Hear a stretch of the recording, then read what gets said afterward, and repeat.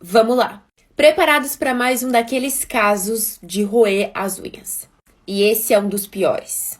Descrito como uma criança doce e amável, Gabriel sempre buscava o amor dos seus familiares, mas na verdade o que ele teve em troca foi uma infância repleta de dificuldades. De acordo com parentes e amigos da família, quando a mãe do Gabriel descobriu que estava grávida, ela ficou muito mal, ela não queria essa gravidez, mas foram os familiares que a convenceram de levar isso adiante. E logo quando o bebê nasceu, ele foi abandonado no hospital, pois é isso mesmo, e os seus avós que acolheram a criança. Durante o período da sua vida, o Gabriel morou em diversos lares temporários, todos que pertenciam aos seus parentes, mas foi em 2012 que a sua mãe finalmente decidiu levar o garoto para morar com ela, o que não foi uma boa ideia. Algumas pessoas daquela época chegaram a achar que essa atitude que ela teve foi super maternal e afetiva, mas na verdade, um tempo depois, as autoridades descobriram que ela só levou o garoto para casa porque ia receber benefícios do governo. E durante 8 meses, o Gabriel viveu um total pesadelo dentro daquela casa. Ele era agredido constantemente toda hora pela mãe. Como o Gabriel tinha mudado de casa, automaticamente também tiveram que trocar ele de escola e foi quando ele se apegou muito numa professora. E como ele não tinha a quem recorrer sobre essas agressões que aconteciam em casa, ele resolveu contar tudo para essa professora e ela tomou as providências. Ela foi até as autoridades e lá detalhou tudo que a criança tinha contado para ela. E a partir desse momento, o caso começou a ser acompanhado por uma assistente social. Então ela frequentemente visitava e telefonava para o garoto, mas nenhuma outra medida foi tomada. Mesmo com essa denúncia, o Gabriel continuava a ser violentado tanto pela mãe quanto pelo namorado da mãe. E os colegas de classe dele diziam que ele chegava na escola com os lábios machucados, cheio de hematomas. Eu não tenho nem palavras. E o que mais me revolta nesse caso é que a professora foi novamente com outros parentes e familiares do Gabriel que também estavam preocupados com a situação para as autoridades, só que por conta de tanta negligência, e falo mesmo porque eu tô revoltada, eles não fizeram nada, foram até a casa do garoto, olharam tudo e não tomaram nenhuma medida que fosse cabível. E sabe o que nisso resultou? Resultou na morte de um garoto de 8 anos de idade. No dia 22 de maio de 2013, a mãe do Gabriel ligou para as autoridades dizendo que o menino não estava respirando. Foi bizarro o que a perícia encontrou no corpo do garoto. Ele estava todo machucado. Testemunhas também afirmaram que o padrasto do Gabriel constantemente agredia ele porque desconfiava que o menino era homossexual. Ele tinha 8 anos. O padrasto do Gabriel foi sentenciado à morte e a mãe dele está cumprindo prisão perpétua. E se quer ganhar dinheiro, clica aqui no link da minha bio. E bora ganhar dinheiro, meu povo! Essa daqui foi a última foto encontrada na galeria de uma criança. E é por isso que se eu tivesse um filho, eu nunca deixaria ele ir num banheiro público sozinho. Eu sou a Mari e eu vou te contar essa história. E se tu gosta desse tipo de conteúdo, já me segue e deixa o like. Uma mãe e sua filha de 7 anos estavam numa loja para comprar algumas vestimentas escolares e também doces para uma sessão de filme que elas tinham mais tarde. Enquanto a mãe ela comprava os doces, ela pediu para a filha ir escolher a roupa e algo muito estranho aconteceu. Uma mulher extremamente pálida e triste falou para a menina que ela desejava muito ter uma filha como ela. A menina contou para a mãe, só que ela não deu muita bola e elas foram pro caixa. Chegando no caixa, a menina vira para trás, aponta para um dos manequins e diz: aquela é a mulher que falou comigo. A mãe dela de novo não dá muita bola, então a menina pede pra ir no banheiro. Chegando lá, a menina manda uma mensagem pra mãe dela dizendo que a tal mulher pálida tava lá e a mãe dela pede pra ela se apressar e parar de brincar. Só que se passaram 10, 20, 30 minutos e nada da menina. A mãe dela sai correndo pra dentro do banheiro e não encontra nenhum vestígio, além do celular em uma das cabines. E essa daqui foi a última imagem da galeria de fotos do celular dela. E até hoje a polícia não tem explicações pra isso. Essa moça passou 3 minutos colocando 140 pedras dentro desse copo durante um julgamento. Cada pedra significava a quantidade de facadas que a sua irmã de 13 anos recebeu quando foi brutalmente assassinada por um adolescente de 14. Essa aqui era a Tristan Bailey, ela só tinha 13 anos e morava na Flórida, lá nos Estados Unidos. No dia 9 de maio de 2021, o Aiden Foote, esse cara aqui de 14 anos, fez uma ligação pra Kristen, convidando ela pra ir na casa de um amigo. Nesse vídeo, inclusive, mostra os dois andando juntos perto da 1 da madrugada no dia 9 de maio de 2021. Depois dessa gravação, o Aiden teria atraído a Kristen pra uma floresta, onde ele a esfaqueou incríveis 114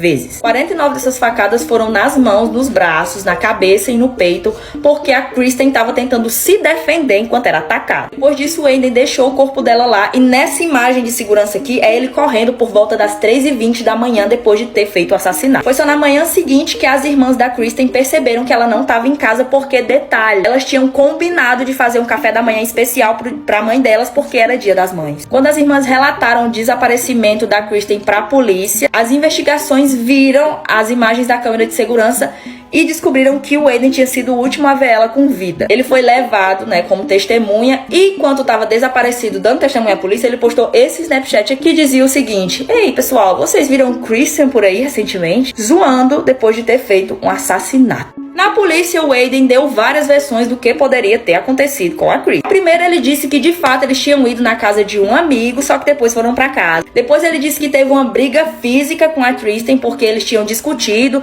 e ela acabou caindo e batendo a cabeça no chão. Depois ele disse que na verdade ela tinha ido atrás de um traficante de droga. E detalhe que enquanto a polícia interrogava o Aiden, a mãe dele teria lavado imediatamente a roupa que ele usou no dia do crime. Ou seja, ela já desconfiava que o filho tinha a ver com o desaparecimento da Kristen. O corpo da Kristen foi encontrado no mesmo dia do crime e a roupa dela estava repleta de sangue do Aiden. O Aiden continuava negando para a polícia que ele tivesse alguma coisa a ver com o crime, jamais falava a verdade, até que a namorada e os amigos disseram para a polícia que ele de fato falava o tempo todo que o sonho dele era levar alguém para a floresta e esfaquear até a morte. Os amigos também viam ele fazendo movimentos de faca o tempo todo treinando, ou seja, era um crime que ele estava planejando há algum tempo. Então a polícia decidiu que ele ia ser julgado como um adulto e ele só confessou o que fez um mês antes do julgamento. Ele também foi condenado à prisão perpétua. O que deixou a polícia e os juízes extremamente chocados foi que o Aiden fez isso sem nenhuma motivação. Ele não tinha raiva, não tinha ciúmes, não tinha nenhum relacionamento com a menina. Ele só chegou lá e fez do nada. Só porque ele sentiu vontade. E agora ele vai ficar preso pra sempre. E não esquece de me seguir se gosta desse tipo de conteúdo. É inacreditável imaginar o que essa garotinha de apenas 8 anos conseguiu sobreviver. Ela é Jennifer Schuett e ela morava com a sua mãe. E acontece que a Jennifer tinha muito medo do escuro, então ela sempre dormia com a mãe na maioria das vezes. Até que no dia 9 de agosto de 1990, algo aconteceu.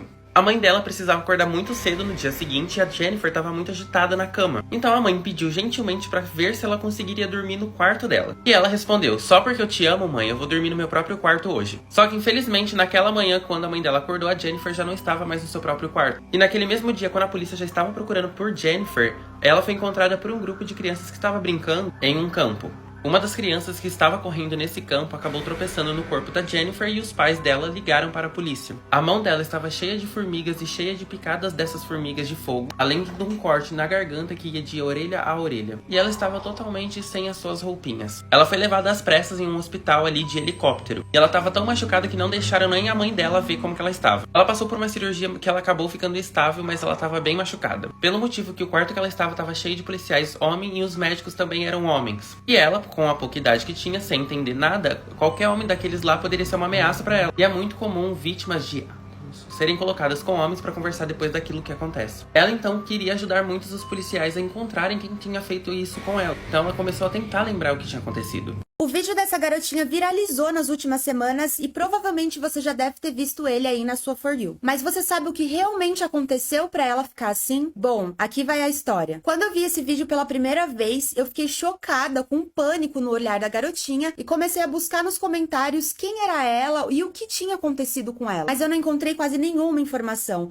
As pessoas só diziam que ela havia sido torturada num orfanato e depois foi adotada por essa família que tá alimentando ela nesse vídeo. Então os vídeos e a história chocante dessa garotinha chocou o mundo todo e fez com que os vídeos viralizassem mais ainda. Mas a história dela não é absolutamente nada disso que tá todo mundo acreditando. Essa garotinha se chama Totu e os vídeos que andam circulando por aí são do orfanato em que ela e a sua mãe moram. A Totu tem vários problemas de saúde, dificuldade para andar e também ataques de epilepsia. Então nesse orfanato eles dão moradia para ela e para sua mãe e ajudam no tratamento da menina. Segundo o próprio orfanato, a mãe dela foi para lá durante a gravidez da Totu, porque sofria muito com violência do marido. A mãe dela até foi num programa de televisão desmentir toda essa história e pedir ajuda para o tratamento dela. Esse vídeo, então, que viralizou, foi feito durante uma crise de epilepsia da menina Totu.